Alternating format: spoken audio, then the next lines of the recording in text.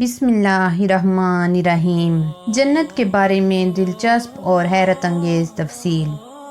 اللہ تعالیٰ نے اپنے بندوں کو ان کے اچھے اعمال کا اپنے فضل و کرم سے بدلہ اور انعام دینے کے لیے آخرت میں جو شاندار مقام تیار کر رکھا ہے اس کا نام جنت ہے، اور اسی کو بہشت بھی کہتے ہیں۔ جنت میں ہر قسم کی راحت و شادمانی و فرحت کا سامان موجود ہے۔ سونے، چاندی اور موتی و جواہرات کے لمبے چوڑے اور اونچے اونچے محل بنے ہوئے ہیں، اور جگہ جگہ ریشمی کپڑوں کے خوبصورت و نفیس خیمے لگے ہوئے ہیں۔ ہر طرف طرح طرح کے لذیذ اور دل پسند میووں کے گھنے شاداب اور سایہ دار درختوں کے باغات ہیں، اور ان باغوں میں شیریں پانی، نفیس دودھ، عمدہ شہد اور شراب طہور کی نہریں جاری ہیں۔ قسم قسم کے بہترین کھانے اور طرح طرح کے پھل فروٹ صاف ستھرے اور چمکدار برتنوں میں تیار رکھے ہیں۔ اعلیٰ درجے کے ریشمی لباس اور ستاروں سے بڑھ کر چمکتے اور جگمگاتے ہوئے سونے، چاندی اور موتی و جواہرات کے زیورات، اونچے اونچے جڑاؤ تخت، ان پر غالیچے اور چاندیاں بچھی ہوئی اور مسندیں لگی ہوئی ہیں۔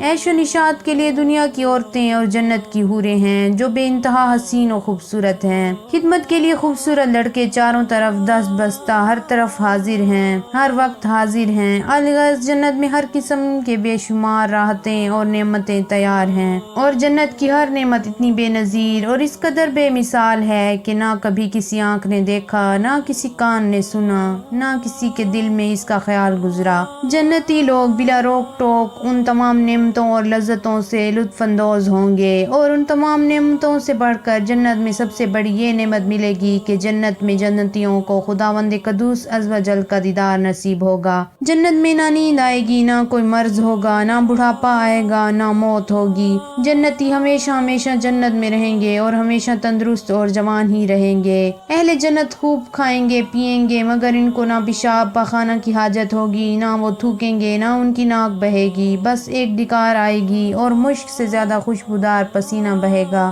اور کھانا پینا ہضم ہو جائے گا۔ جنتی ہر قسم کی فکروں سے آزاد اور رنج و غم کی زحمتوں سے محفوظ رہیں گے۔ ہمیشہ ہر دم اور ہر قدم پر شادمانی اور مسرت کی فضاؤں میں شاد و آباد رہیں گے، اور قسم قسم کی نعمتوں اور طرح طرح کی لذتوں سے لطف اندوز و محسوس ہوتے رہیں گے۔ قول یہ ہے کہ جنت 7ویں آسمان کے اوپر ہے، کیونکہ قرآن مجید میں ہے کہ یعنی سدرۃ المنتہا کے پاس ہی جنت المأویٰ ہے، اور ایک اور حدیث میں آیا ہے کہ جنت کی چھت عرش پر ہے۔ حدیث شریف میں ہے کہ جنت کے 100 درجے ہیں اور ہر 2 درجوں کے درمیان 100 برس کی راہ ہے، اور ایک حدیث میں یہ بھی آیا ہے کہ جنتی لوگ جنت کے بالا خانوں کو اس طرح دیکھیں گے جس طرح تم لوگ زمین سے مشرق یا مغرب میں چمکنے والے تاروں کو دیکھا کرتے ہو۔ حدیث شریف میں ہے کہ جنت کے پھاٹک اتنے بڑے بڑے ہیں کہ اس کے دونوں بازوؤں کے درمیان 40 برس کا راستہ ہے، مگر جب جنتی جنت میں داخل ہونے لگیں گے تو ان پھاٹکوں پر ہجوم کی کثرت سے تنگی محسوس ہونے لگے گی۔ ایک روایت میں ہے کہ جنت کے تمام درختوں کے تنے سونے کے ہیں۔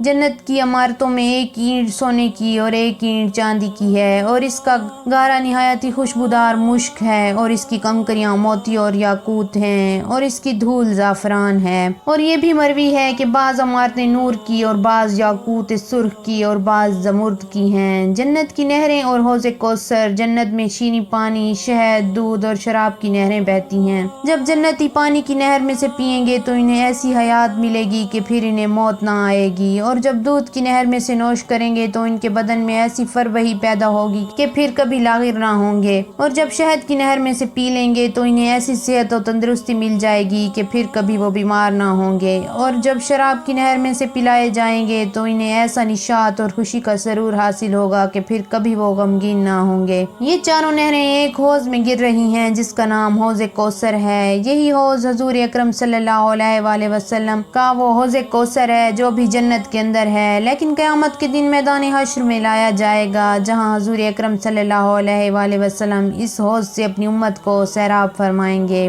ان چاروں نہروں کے علاوہ جنت میں دوسرے چشمے بھی ہیں جن کے نام یہ ہیں: کافور، زنجبیل، سلسبیل، رحیق، تسنیم، البیان۔ ہر جنتی خواہ بچپن میں مرا ہو یا بوڑھا ہو کر وفات پائی ہو، تو ہمیشہ جنت میں اس کی عمر 30 ہی برس کی رہے گی، اس سے زیادہ کبھی اس کی عمر نہیں بڑھے گی، اور وہ ہمیشہ ہمیشہ اسی طرح جوان رہتے ہوئے آرام و راحت کی زندگی بسر کرتا رہے گا۔ ادنیٰ درجے کے جنتی کو 80,000 خادم اور 72 بیویاں ملیں گی، اور اس کے لیے موتی اور زمرد و یاقوت کا اتنا لمبا چوڑا خیمہ گاڑا جائے گا کہ جتنا کہ جابیہ اور صنعا کے 2 شہروں کے درمیان فاصلہ ہے۔ جنت میں حوروں کا جلسہ ہوگا جس میں حوریں اس مضمون کا گانا سنائیں گی کہ ہم ہمیشہ رہنے والی ہیں تو ہم کبھی فنا نہ ہوں گی، ہم چین میں رہنے والیاں ہیں تو ہم کبھی غمگین نہیں ہوں گی، ہم خوش ہونے والیاں ہیں تو ہم کبھی ناراض نہ ہوا کریں گی۔ مبارکباد ہے ان کے لیے جو ہمارے لیے ہوں اور ہم ان کے لیے ہوں۔ ہر جمعہ کے دن جنت میں ایک بازار لگے گا کہ اس میں شمالی ہوا چلے گی جو جنتیوں کے چہروں اور کپڑوں پر لگے گی تو ان کے حسن و جمال میں نکھار پیدا ہو کر وہ بہت زیادہ خوبصورت ہو جائیں گے، اور جب وہ بازار سے پلٹ کر اپنے گھر جائیں گے تو ان کے گھر والے کہیں گے کہ تم تو خدا کی قسم حسن و جمال میں بہت بڑھ گئے ہو، تو یہ لوگ کہیں گے کہ ہمارے پیچھے تم لوگوں کا حسن و جمال بھی بہت بڑھ گیا ہے۔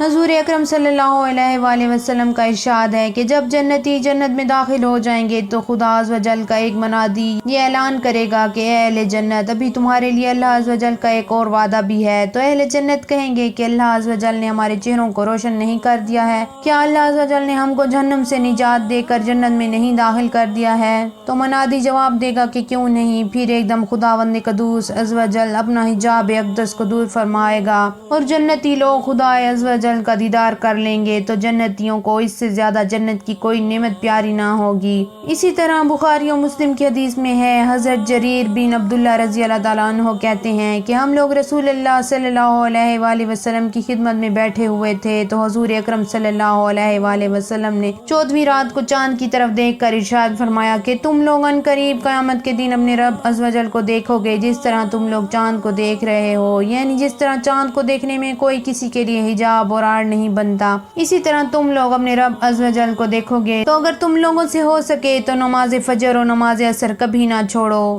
اے اللہ ہمیں معاف فرما اور ہمیں جنت الفردوس عطا